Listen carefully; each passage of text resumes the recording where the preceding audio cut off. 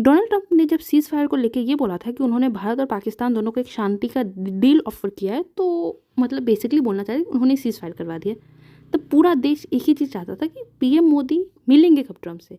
और जब ट्रंप और मोदी जी का डायरेक्ट मतलब मिले तो नहीं हुआ, लेकिन उनका एक फ़ोन कॉल पे बात हुआ, तो भारत ने एक सॉवरेन कंट्री की तरह अपना स्टैंड दुनिया के सामने और यूएस के सामने रख दिया।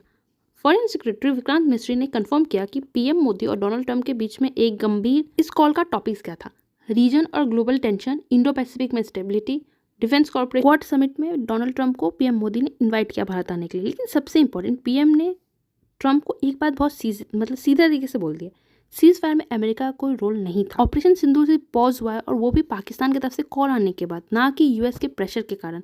भारत ने अपना डिसीजन खुद लिया, हम किसी के कहने पर एक्शन नहीं लेते। जेडी वैंस ने मोदी जी को कॉल करके ये बोला था कि पाकिस्तान बहुत बड़ा कुछ करने वाला है, तो पीएम मोदी ने भी क्लियर कर दिया अगर पाकिस्तान कुछ बड़ा करने वाला है तो हम उसका जवाब उससे भी बड़े तरीके से देंगे, और जवाब देना हम जानते हैं। बेसिकली ये कॉल ये दिखाता है, दुनिया को ये दिखाते हैं कि हम पाकिस्तान नहीं कि कोई सुपर पावर कॉल करेगा और हम फिर ऑपरेशन बंद कर देंगे। हम अपने टर्म्स पे चलते हैं, अपने टाइम से, और हमने इसीलिए ऑपरेशन बंद किया, बंद भी नहीं किया, बस उसको रोका है।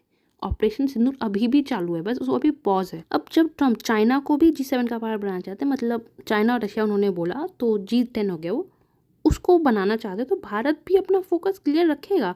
भारत भी BRICS, SCO, Global South platforms में स्ट्रॉन्ग करेगा अपना, क्योंकि वेस्ट का पावर क्लब तो बेसिकली अब G7 को मतलब नहीं हो। ट्रंप ने पूरा मजाक बना के रख दिया है। भारत को ब्रिक्स, SCO सब पे अपना स्ट्रॉन्ग प्रेजेंस बनाना चाहिए, क्योंकि G7 को मतलब ही नहीं है। कनान्स्की कनाडा में G7 के आउटरीच सेशन में पीएम मोदी ने जो कहा वो वेस्ट को मिरर दिखाता है। On one hand we quickly impose all kinds of sanction based on our own preference, on other hand country that openly support terrorism are rewarded.